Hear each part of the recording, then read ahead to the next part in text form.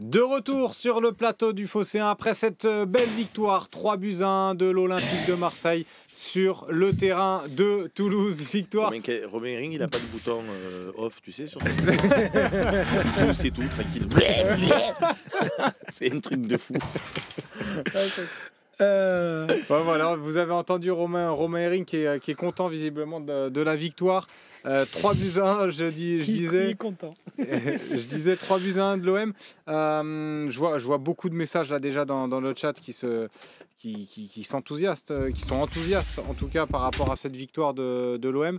Vous, au premier abord comme ça, est-ce que vous êtes satisfait de la prestation de l'OM? Vous auriez aimé peut-être qu'on aille chercher un peu plus? Et ouais, non, mais c'est un scandale, Slim. On ne gagne pas 7-0. On n'envoie pas de une réflexion message. qui l'emmène à l'extrême. C'est fou. Hein. Non, vraiment, je suis déçu. Non, après, voilà, blague à part, on aurait pu. À la mi-temps, je t'ai dit, moi, j'aurais aimé qu'on les enfonce un peu plus. Ah, ça y est, je crois que Romain est installé. J'étais installé.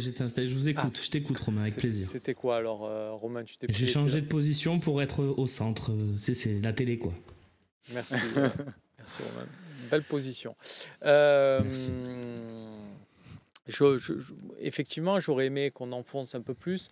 Ça tient au raté, on va dire, de Greenwood, peut-être au second, là. Oui, s'il le met, ça fait 4-0. Ouais. La sortie de Roulier à la fin, mais tu vois,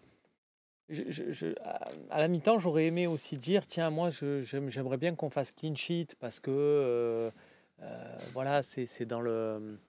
J'ai envie de dire, c'est dans le... Excusez-moi, je trouve pas mes mots. C'est 4 buts en 3 matchs, hein, quand même. On encaisse, ouais. Et j'aurais aimé, 10, sur le côté cohésion, sur le côté, tu vois, défense, un gardien, c'est important quand tu fais un clean sheet, tu te dis, bah, tiens, on a fait ça ensemble.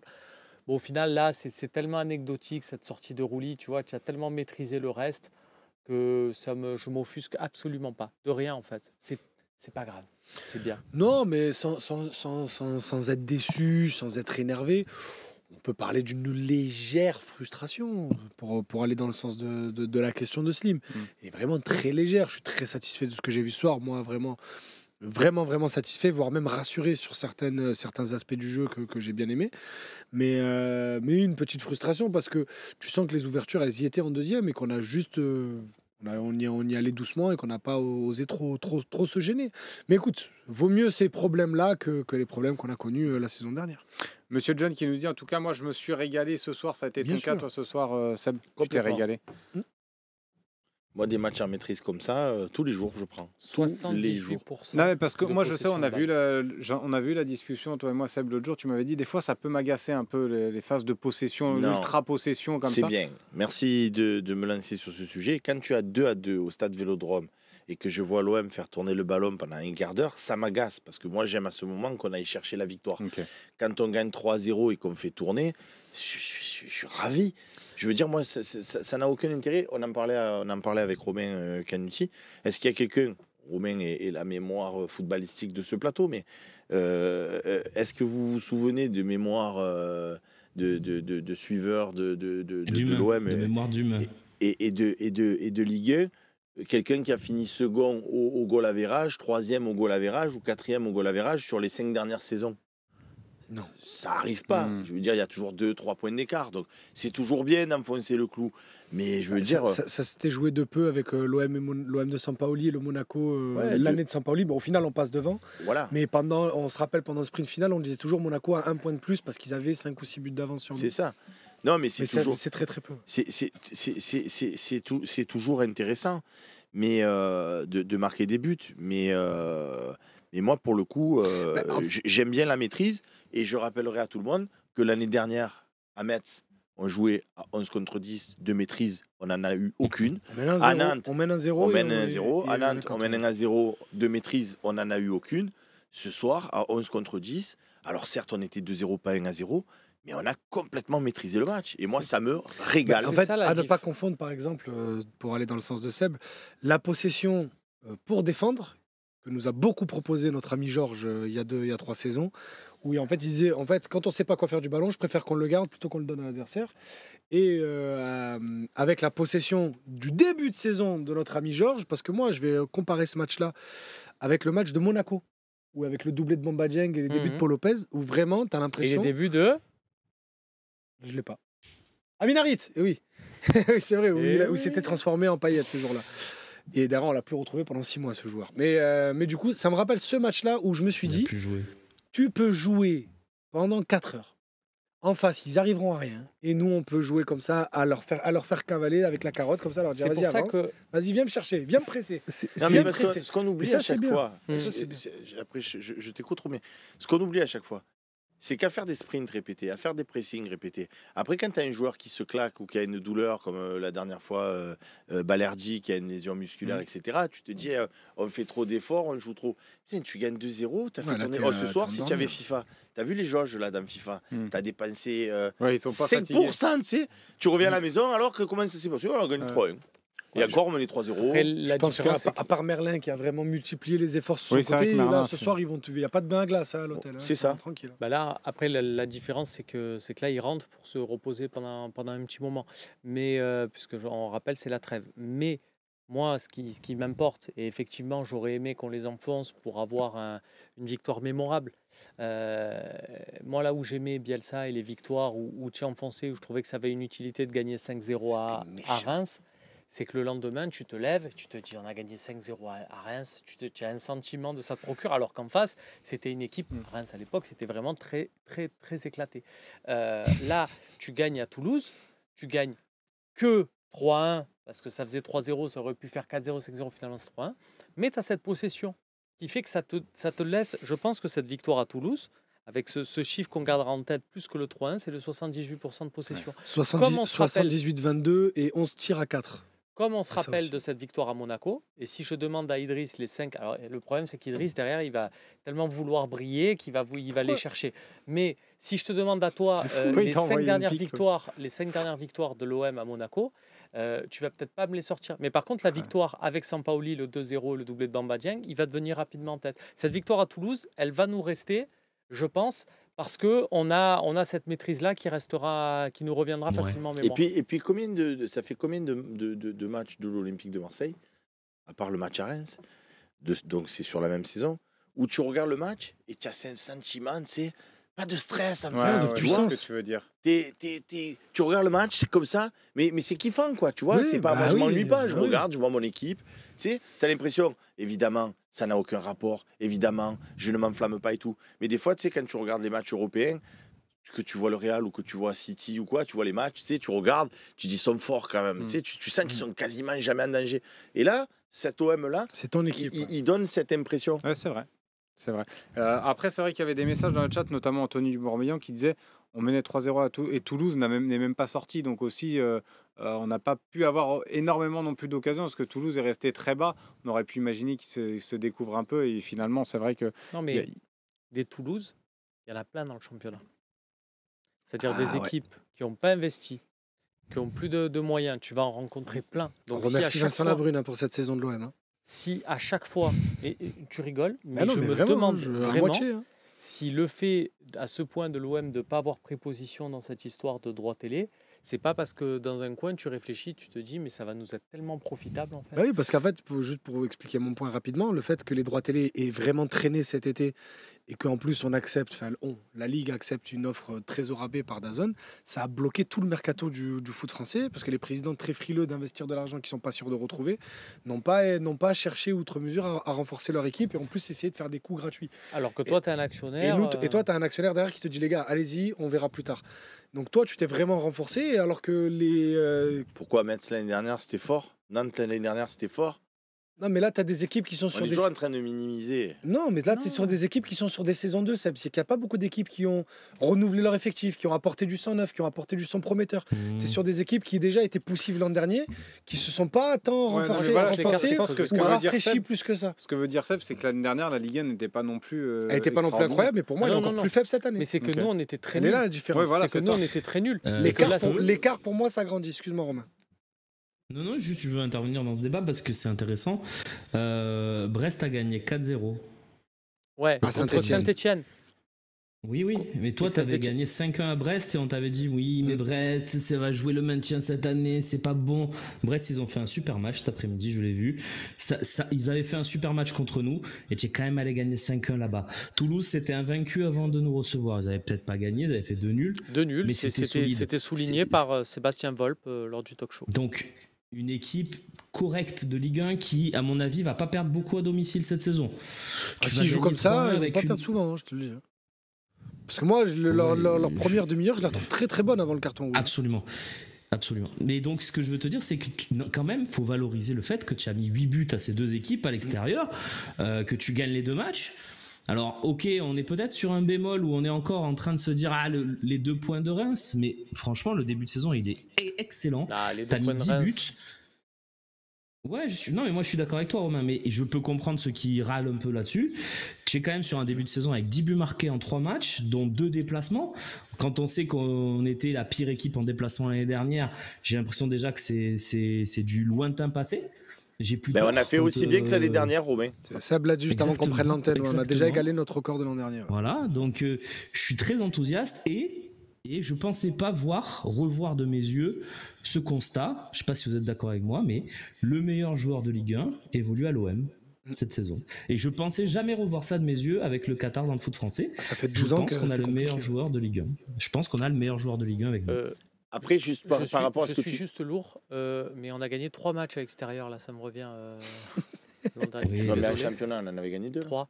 On a gagné à Lorient, à Clermont et au Havre. Bon. Voilà, on est presque aussi bien que l'année dernière. Romain, par rapport à ce que tu disais sur la frustration par rapport à Reims, si tu veux,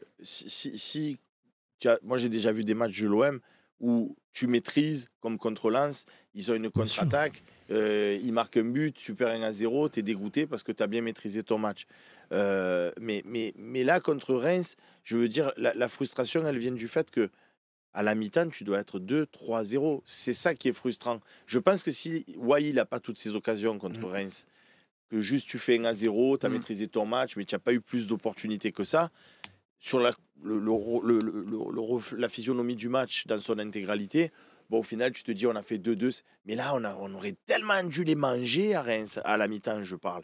Et après, c'est parce que c'est pas pareil. Si tu repars 2-0, voire 3-0 à la mi-temps, ils font pas ce pressing qu'ils font d'entrée de jeu, etc. Là, ils avaient l'opportunité d'essayer de revenir. Tout ça pour dire, c'est plus là la frustration. Mais moi, je l'ai dit dans les matchs de prépa, je l'ai dit avant Brest, je l'ai dit même après Reims, je continue de le dire après ce que j'ai vu ce soir à Toulouse. Je suis très fier de cet Olympique de Marseille pour l'instant. Après, ça peut évoluer. Je suis vraiment très content. Je trouve que l'équipe est très équilibrée et avec un Greenwood qui est phénoménal, donc c'est génial, et je kiffe. Moi j'ai entendu toutes tes analyses depuis Reims et je suis d'accord avec tout ce que tu dis, hein. C'était juste pour traduire certains messages du chat où il y a encore quelques petites déceptions par rapport à ça, mais dans l'ensemble, moi je suis totalement sur ta ligne. Tiens, vous lanciez le débat un petit peu sur Greenwood, on va parler évidemment dans les notes, mais il y avait un message. Vous êtes d'accord avec moi ou pas? Oui, après le truc. Pour l'instant, oui, il est meilleur buteur, il a 5 buts en 3 matchs. Même si on dit pas pour l'instant, parce que c'est pas le meilleur joueur de Ligue 1. Oui, non, je suis d'accord, moi je le dis depuis qu'il est arrivé. Donc oui. Après, on va attendre de voir peut-être un peu plus quand même que 3 matchs. Mais qui d'autre? Barcola. Il y a Barcola qui fait un bon début de saison. Non, mais moi je t'envoie des noms comme ça, je te donne pas mon avis. C'est bon quand même. Mais oui, il fait quand même en tout cas, c'est Barcola ou Vitinha ou Greenwood. C'est très bien, mais pour moi, Greenwood est le meilleur joueur de Ligue 1 aujourd'hui. Factuellement, en fait, en termes de talent intrinsèque, pour moi, c'est le meilleur joueur de Ligue 1 aujourd'hui. Mais sur ça, je t'envoie Barcola, Vitinha, c'est des noms qui peuvent s'entendre, qui peuvent rentrer dans la discussion. Barcola, c'est pas mal. Je pense que Greenwood est au-dessus. Après, oui, voilà, c'est ça. Sans dire que l'autre est nul. C'est pas. Voilà, je veux dire, ça sert pas. Oui. En plus, il n'y a plus Radonjic. Tu ramènes pas des titres. Absolument, voilà, juste j'avais envie de le dire. Mais justement, à ce sujet-là, il y avait un message de Bobogol au début du chat là, de la troisième mi-temps qui posait la question, est-ce que justement les super performances de Greenwood nous fait pas voir notre OM un peu trop beau? Non, parce qu'on se procure beaucoup d'occasions, je trouve. Ouais. Parce que c'est pas juste le fait de Greenwood qui a un coup de patte et qui délivre un OM. C'est pas Payet 2020-2021 quoi. 2019-2020 pardon, avec Villas-Boas, où tu étais à un coup de Payet près de passer d'un moyen match à un très bon match. Là, on se procure des très bonnes occasions, parfois même où il n'est pas impliqué du tout. Après, bon, il s'avère que c'est lui qui fout le ballon au filet le plus souvent. Mais c'est même pour ça qu'il y a un copain sur Twitch qui a dit j'espère que Greenwood il se blessera pas parce que sinon adieu les buts. Je suis de ton avis. On se procure quand même beaucoup d'occasions même sans lui. On aura quand même des occasions. Et c'est ça qui est bien avec cet OM de cette année, c'est que je trouve que l'année dernière, sans me faire de comparaison entre Auba et Greenwood, mais je trouve que l'OM était quand même, comme tu le dis, avec Payet, on était très dépendant d'Aubameyang. C'est-à-dire qu'Aubameyang faisait un bon match, vous pouvez gagner, il faisait un mauvais match. Et l'année d'avant avec Tudor, c'était un peu pareil avec Sanchez. Alors que là, cette équipe, je trouve que évidemment, le mec, mais c'est pareil qu'avec Mbappé, avec Paris. Si n'y avait pas Mbappé, ils peuvent gagner quand même. Si tu as Mbappé, c'est le monsieur plus simplement. La diff, là, c'est que tu parles de Mbappé. Il y a des saisons, je ne suis pas d'accord sur la saison Villas-Boas-Payet. Pour moi, ça ne rentre pas dans cette catégorie, vous allez me comprendre. La catégorie où tu cherches sur le terrain Lassana Diarra. Tu as un mec dans l'équipe et il n'y a que lui. Donc, du coup, tous les autres sont là, ils le cherchent. Tiens, vas-y, prends le ballon. Il n'est pas dans ça. Je trouve qu'il y avait une organisation globale qui fait que tu n'avais pas besoin forcément que de lui. Oh, si, quand même. Écoute, ça s'entend, mais je suis pas d'accord. D'ailleurs, il n'est pas élu joueur de. J'avais voté pour lui. Il n'est pas élu joueur de l'année sur cette saison-là. Oh, c'était qui? Fossé Andorre, c'était Mandanda. Bon, c'est mérité alors. Mais ce que je veux juste te dire, c'est que Greenwood, il brille, mais pour répondre à la question, et on a un super Greenwood, mais on a un Greenwood qu'on sait bien utiliser. Et c'est pas le Greenwood FC, c'est pas on lui donne le ballon et vas-y, fais-nous un truc comme à la fin quand il y avait Drogba, le plan de jeu c'était bon, tout sur Didier. Là, ça pouvait pas être Marley, on travaille des actions et on fait en sorte de le toucher à la fin. C'est Greenwood qui s'intègre au schéma de De Zerbi, c'est pas De Zerbi qui a fait un schéma pour Mason Greenwood. Okay. Voilà, donc pour moi... Parce que tu vois, sur les 2 buts qu'il met, il n'y a pas un enchaînement où il finit une frappe derrière. C'est juste qu'il est très bien placé et bien décalé. Donc, je ne vais pas te dire que tu mets héros à la fin, c'est pareil, jamais. Mais je veux te dire, la passe d'Harit, elle le met quand même dans de bonnes conditions. C'est pour ça que... Donc, tu vois, il y a des sur des actions... j'ai envie de te dire, un mec qui est dans le même système, qui a les mêmes consignes, il pourrait se retrouver dans les mêmes situations. À la mi-temps, Seb, il a dit concernant Greenwood, on ne va même pas en parler. Greenwood, c'est un génie. J'ai un peu tiqué, c'est le terme, on est sur la sémantique, mais là, on est là pour débattre. Pour moi, Greenwood, ce n'est pas un génie, c'est un génial exécutant. C'est-à-dire que Greenwood, il a un truc à faire dans le football, il le fait mieux que les autres. Voilà, cette percussion, il a mieux que les autres. Il a un coup de rein meilleur que les autres. Il a cette frappe meilleure que les autres.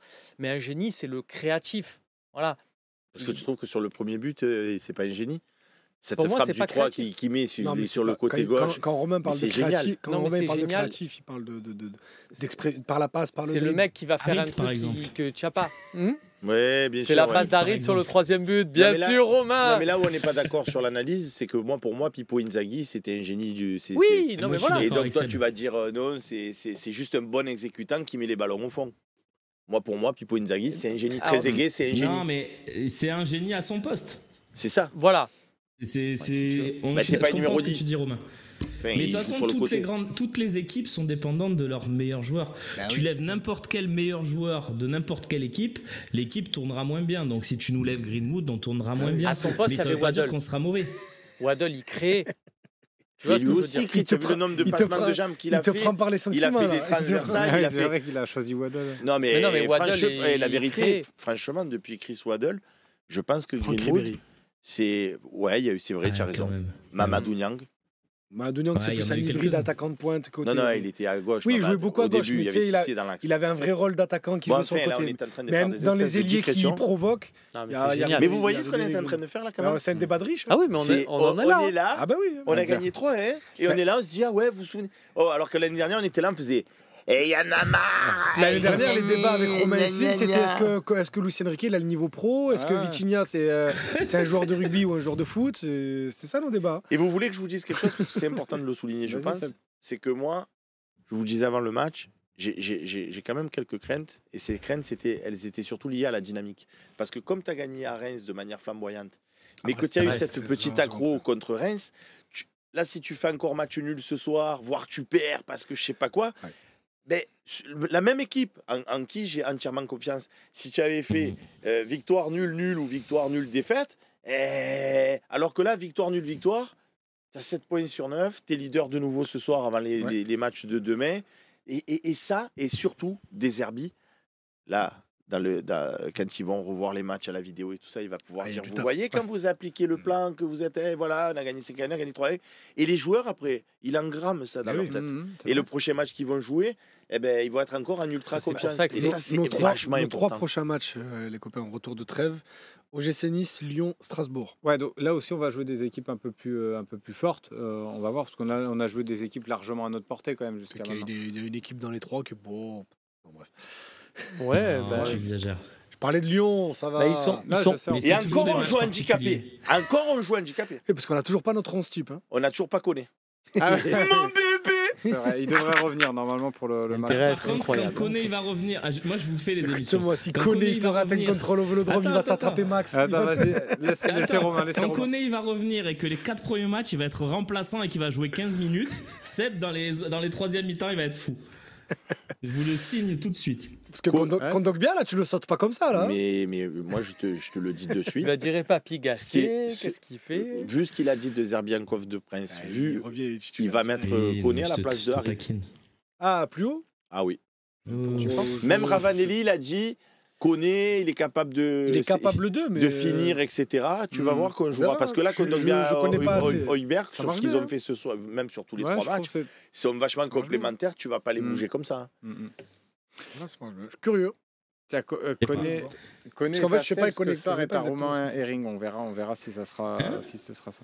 Koné, il a dit, il y a Hugo Bondu qui a dit Koné est à Seb ce que Sarr était à Romain Herring.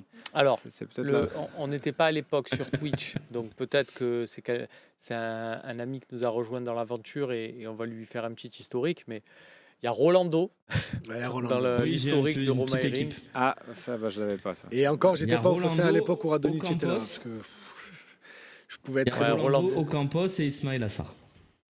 Okay, que des beaux joueurs de ballon. Que des esthètes. Le jugement de Steve. Dans un regard, il m'a tout dit. Il a dit, lui, il a tout compris. Rapidement, avant de passer aux notes, parce qu'elles sont prêtes, qu'est-ce que vous avez pensé de l'entrée en jeu et des changements un petit peu faits par De Zerbi? À la sortie d'Amil Harit.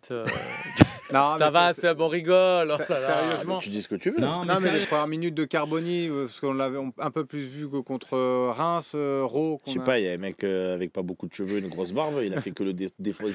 Pas défoncer. Carboni ceci, Carboni tu cela. Me dis de commenter. Il en est même arrivé à dire Carboni, te passe à... Ah non, désolé les gars, c'est mon P. Il faut le vivre quand même, j'imagine. Il me paye pour commenter les matchs. Je commente. Il a le ballon. Je dis Carboni perd le ballon. Parce qu'il a perdu le ballon. Tu veux que je te dise quoi? Non, toi, ça, et après, je me suis auto-repris. Non, j'ai pas bien aimé Carboni parce que il a eu 2-3 passes intéressantes. Il a fait 2-3 déviations, mais je trouve qu'il a été un petit peu lent. Roux, il a été moins intéressant aussi que ce qu'il avait montré à Brest, même si j'ai bien aimé son abnégation, c'est-à-dire quand il perdait les ballons, il revenait pour les récupérer et tout. Après, il n'a pas joué suffisamment longtemps. Non, mais regardez, ils sont rentrés, ils n'ont pas su emmener le second souffle. Ils sont rentrés un peu dans le rempichage général. Ils n'ont pas su amener le second souffle, ou il n'y avait pas de toute façon de second souffle, c'est le débat.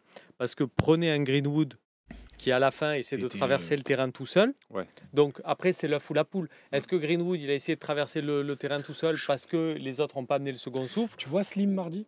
Voilà. Il a eu une montée d'adrénaline où il se dit je peux dribbler tout le monde. Non. Mais Slim, est-ce qu'il fait ça parce qu'il joue avec des Idriss et tout, donc il est forcé de le faire tout seul? Oui. Ou est-ce que peut-être que ça se joue là aussi. Vous avez vu tactiquement ce qui s'est passé à l'entrée de Bamo Meïté? Je trouvais ça super intéressant. Quentin Merlin est passé au milieu et Murillo est passé à gauche. Ailier gauche, à droite. Il a joué défenseur central droit et ailier gauche dans le même match.